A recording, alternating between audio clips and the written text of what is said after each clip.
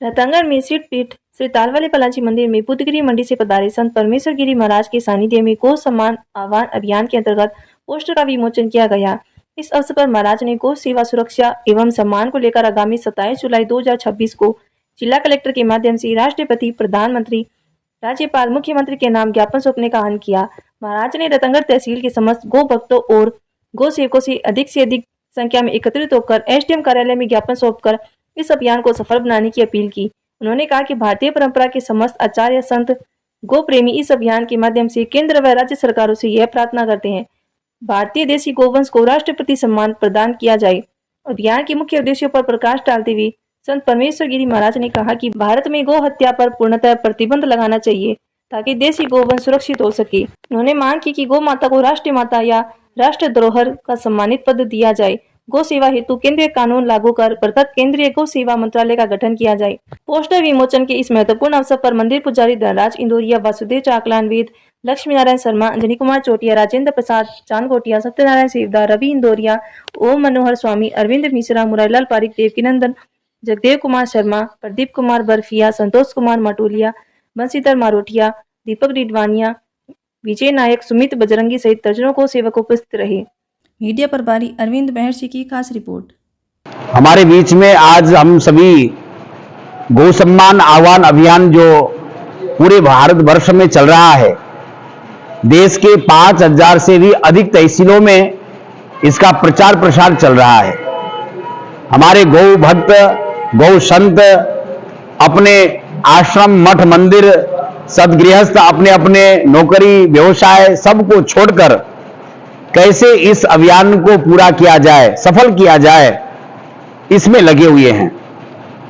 इस अभियान का मुख्य ध्येय यह है, जब भारत आजाद हुआ तो उस समय में भारत में विशेषज्ञों के माध्यम से प्रामाणिक रूप से मालूम पड़ा है कि भारत के आजादी के समय में लगभग 80 करोड़ गौवंश भारत में उपस्थित रही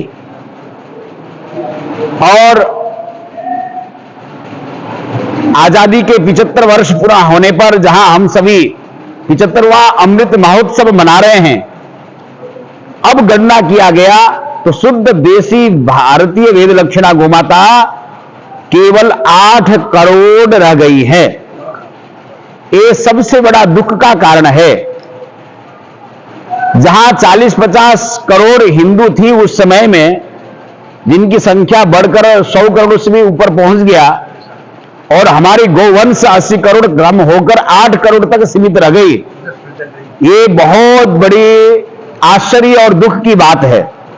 संतों के हृदय की पीड़ा, दर्द कि अगर इसी प्रकार से भारत की गौवंश कटती गई और घटती गई तो आने वाला समय ऐसा होगा कि भारत से सारा हिंदू खत्म हो जाएगा। हिंदू की हिंदुत्व ही गौमाता है। जैसे जयपुर में किसी नेता ने एक बार भाषण में कहा था कि हमें हिंदुओं से घृणा नहीं है, हमें हिंदुत्व से घृणा है। तो मैं आप सबसे कहूं, यहां पर किसी पार्टी विशेष का समर्थन या विरोध करने के लिए नहीं ये अभियान है, पर लोगों की मानसिकता को बताया जा रहा है। हिंदुत्व क्या है? हमारी संस्कृति, सभ्यता, परंपरा, हमारे लक्षण, विचार, ध्येय, कंसेप्ट, यही हिंदुत्व है। और वो हम सब को कहां से प्राप्त होता है? ओ भगवती पराम्बा गौ माता से ही हमें, जो संस्कृति की जननी है, भारत की प्राण है, हिंदुओं की आत्मा है, सनातन की धरोहर है, ऐसी गौ माता से हमें प्राप्त होता है। अगर ऐसी स्थिति में भारत से गौवंश खत्म हो जाएगी तो फिर क्या होगा? हिंदुत्व ही नहीं, सारा हिंदू समाज ही, सनातन ही खत्म हो जाएगा। ऐसा हुआ है। आप केरल, पूर्वांचल में, मेघालय आदि प्रांतों में जाइए, भारत के ऐसे कई प्रांत हैं जहां आज जहां गाय कट रही है खुलेआम, वहां हिंदू खत्म हो गए। मैं अभी मेघालय में इस प्रचार को लेकर पूर्वांचल में गया था। मेघालय में वहां पर 15-20 वर्ष पूर्व 80% हिंदू थे, और आज 15-20 साल के बाद ये वहां की दशा है, केवल 2% हिंदू रह गए। सब कन्वर्जन हो गए, ईसाई बन गए, मुस्लिम बन गए। ये क्या कारण रहा?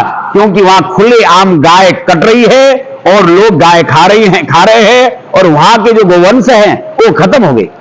इससे ये मालूम पड़ता है कि जहां से गाय कटती है, जहां खत्म हो जाती है, वहां की संस्कृति, सभ्यता और हिंदू वहां से पलायन या खत्म हो जाता है या कन्वर्जन हो जाता है।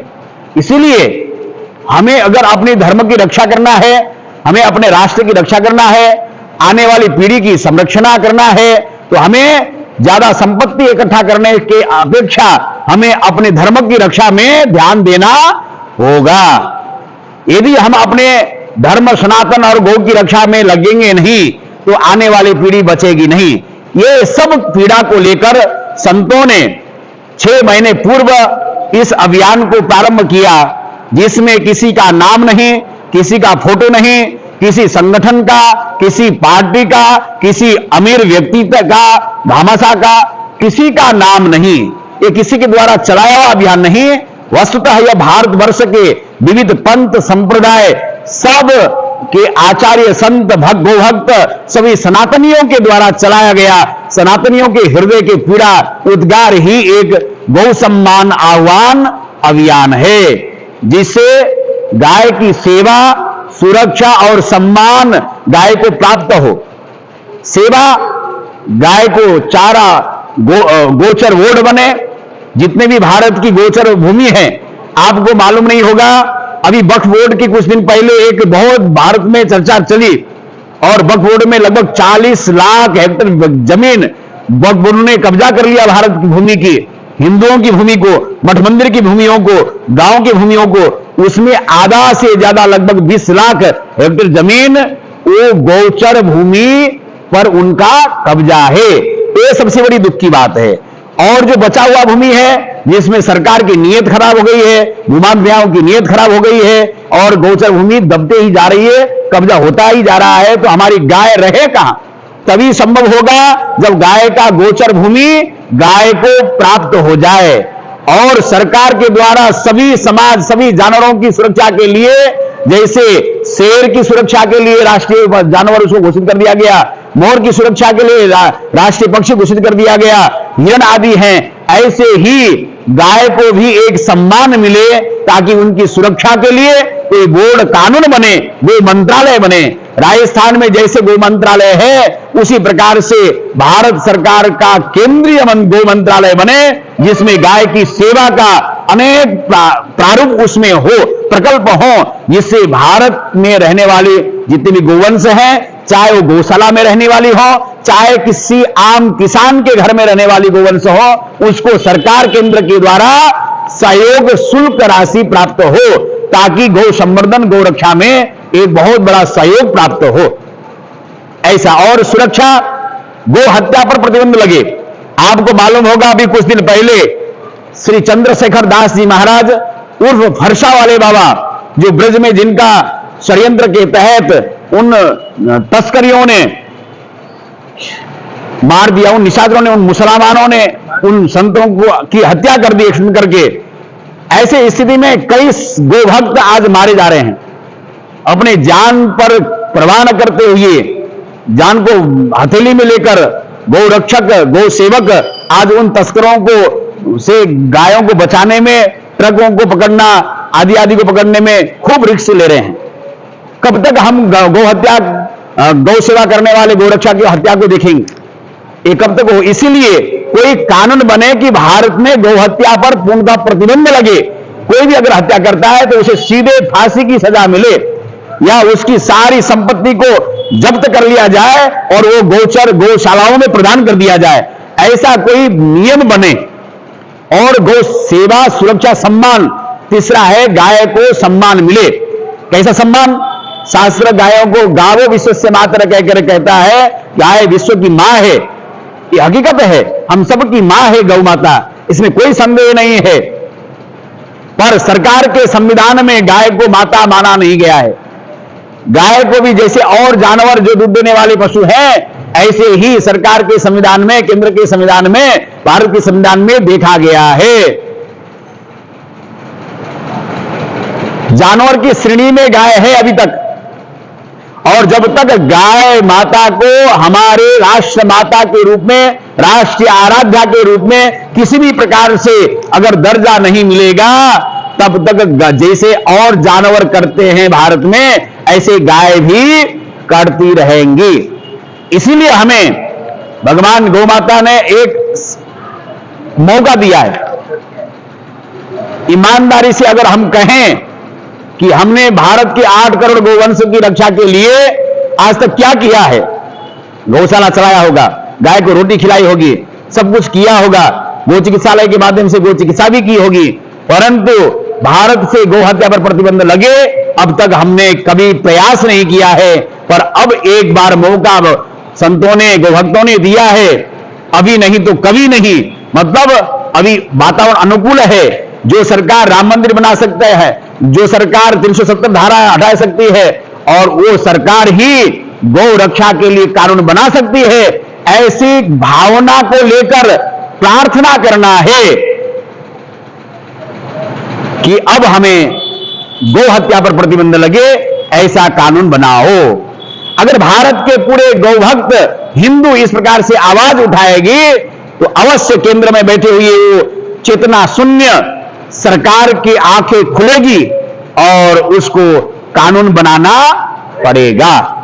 27 अप्रैल 2026 के दिन हम अपने एक निर्धारित स्थान से अपने तहसील ब्लॉक के लिए हजारों की संख्या में एकत्रित होकर, जैसे हम राम नवमी की भगवा रैली निकालते हैं, हनुमान जन्मोत्सव की एक सुंदर कलश यात्रा निकालते हैं, ऐसे ही गौ दिवस, उस दिन गौ सम्मान दिवस घोषित करते हुए गाय के सम्मान के लिए एक रैली निकले, एक यात्रा, कैसे हरि कीर्तन करते हुए। इसलिए हरि कीर्तन करते, संतों ने कहा कि और कुछ नहीं, नारा नहीं करना है, केवल हरि कीर्तन करते हुए हमें सभी गौभक्त तहसील में जाएं और फोटो वीडियो सोशल मीडिया में लाइव प्रसारण करते हुए हमारे न्यूज चैनलों के, हमारे जितने भी यहाँ पत्रकार बंधु हैं, सभी का सहयोग लेकर हमें उस यात्रा का प्रचार प्रसार करते हुए सरकार से मांग करना है, प्रार्थना पत्र देना है। ये अपने को 20 तारीख से पहले हमने, वहां भी युवाओं ने भी टारगेट किया, एक संकल्प लिया, और यहां आप सभी बैठे हैं, रतनगढ़ से लगभग 30,000 हस्ताक्षर तहसील में जाएं और प्रार्थना पत्र के नाम से प्रधानमंत्री के नाम जो होगा हस्ताक्षर, उसमें मूल हस्ताक्षर, उसके जो प्रार्थना पत्र आएगा हम आपके पास में, उसके नीचे ये जितने भी एक लिफाफा में रखकर जितने भी हस्ताक्षर के जो कॉपी हैं उसको तहसीलदार या एसडीएम को पेश करना है और वहां से एक रिसिप्ट ले लेना है प्रमाण के लिए। हस्ताक्षर पत्र के जो प्रार्थना पत्र आएगा उसके 4 फोटोकॉपी करने हैं, 4 को 4 के नाम से देना है और 4 में रिसिप्ट हस्ताक्षर करवा के हमें वापस लेना है और उसको स्कैन करके हम उसको बाय पोस्ट प्रधानमंत्री राष्ट्रपति के नाम से पोस्ट करना है। हमने तहसील में भी आपके नाम से भेजा है और ये भी हम आपके पास में डायरेक्ट ये प्रार्थना पत्र हम रतनगढ़ से आपके पास में भेज रहे हैं। तो इस प्रकार से अपने को कार्य करना है ताकि पूरे भारतवर्ष से जो अभियान में आवाज उठ रहा है, अगर अभी ये आह्वान ढीला पड़ गया या कोई किसी कारणवश हमारी कमजोरी के कारण अगर ये मजबूती के साथ में खड़ा नहीं होगा तो आने वाले हमारे पीढ़ी कभी गौ रक्षा के लिए आवाज नहीं उठाएगा। अगर उठाया भी जाएगा तो उसकी आवाज को सत्ताधीश के द्वारा दबा दिया जाएगा। इसीलिए यह अवसर हमें संतों ने दिया है। हम सब, अब ज्यादा समय नहीं है, 27 अप्रैल 20 अप्रैल से पहले हस्ताक्षर करवानी है। इसमें नो डोनेशन, कोई चंदा नहीं, कोई रसीद नहीं, केवल स्वयं का त्याग, स्वयं का समर्पण के भाव से हमें ये कार्य करना है। आपके बीच में हम आए हैं संत महात्मा, तो आप अगर हृदय में आपके प्रति गौ माता के प्रति निष्ठा है, इसमें कोई संदेह नहीं है, क्योंकि आप गौ माता के नाम से आए हो और हनुमान जी के दरबार में बैठे हैं। आपको बताओ, हनुमान जी गौ माता के पूंछ में निवास करते हैं और जब हनुमान जी के हम भक्त हैं तो गौ सेवा तो हम करेंगे ही करेंगे। इसके लेकर हमें काम करना है। बोलो गौ माता की जय।